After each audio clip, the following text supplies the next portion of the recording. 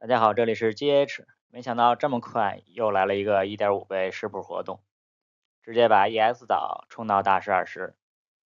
这次活动彻底精简了食材队冲大师20的队伍，我们最后详细说一下。这个是 EX 岛的分数结算，因为是纯食材队，所以树果的能量比较低。队伍还和以前一样，不过因为有减帮素的影响，开锅也只提前开了1锅。这是具体的冲分数据，只用了尾巴，除了1个食材虫，其他全是负面影响。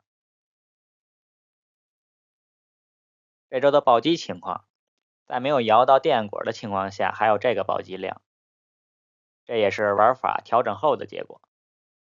接下来就具体说一下，目前我认为食材队在食材周冲大师20最简单的玩法。第一点，东东队是必须的，一切围绕东东队操作。第二点，必须在70%的几率下吃饭，不要再像我以前一样30%到50%的时候吃。比如一天一共是150的几率，那分成70%、70%、10%，也不要分成平均3顿50%。围绕上面2点，我们的冲分宗旨就是争取吃满21顿大餐，并且每天3顿饭都是70%的几率，所以并不需要提前开锅和攒尾巴。激励队和补食材的队伍就完全可以了。激励队攒够了就攒食材，食材攒够了就攒几率。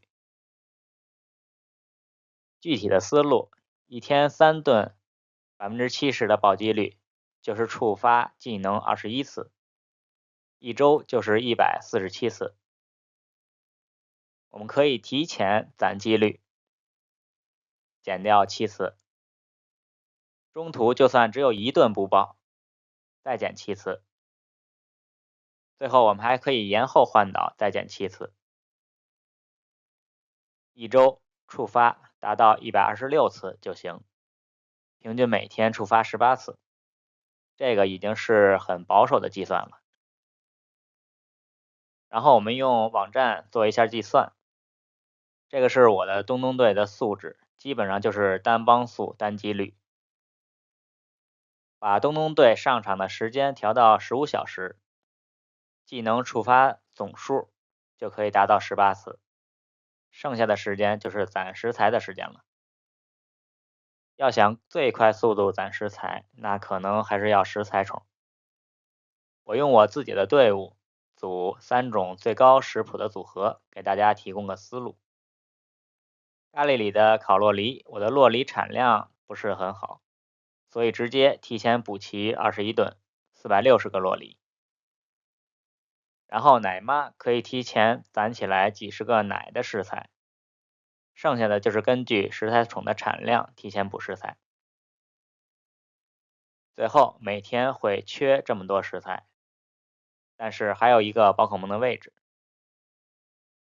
这个位置可以放东东鼠，总的技能触发次数多了，前面的东东队就可以少上2个小时，食材队就可以多2个小时，这样最终的食材就差不多够了。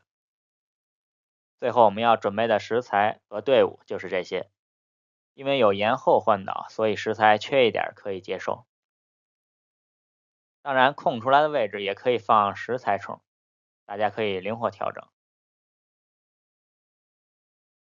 沙拉的脆片，东东队还是15小时，这次食材虫的产量比较高，也可以相对平均的补食材包。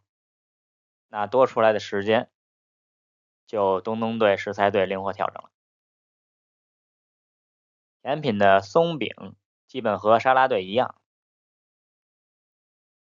通过这次冲分能看出来 ，EX 岛和普通岛的难度基本没什么区别。我这周在 debuff 的背景下，食材包补的尾巴，周日中午就已经大师20了。所以用上面的玩法 ，EX 岛即使有 debuff，但是几率应该可以达到每天70%、70%、50%，周日3顿70%。这么高的几率，基本可以达到周一到周六每天2报，周日3报。那算好食谱能量、地图加成、活动加成，就可以比较稳定的冲大师20了。所以以大师20为目标的微氪、零氪玩家，可以考虑这种性价比的玩法。感谢大家观看。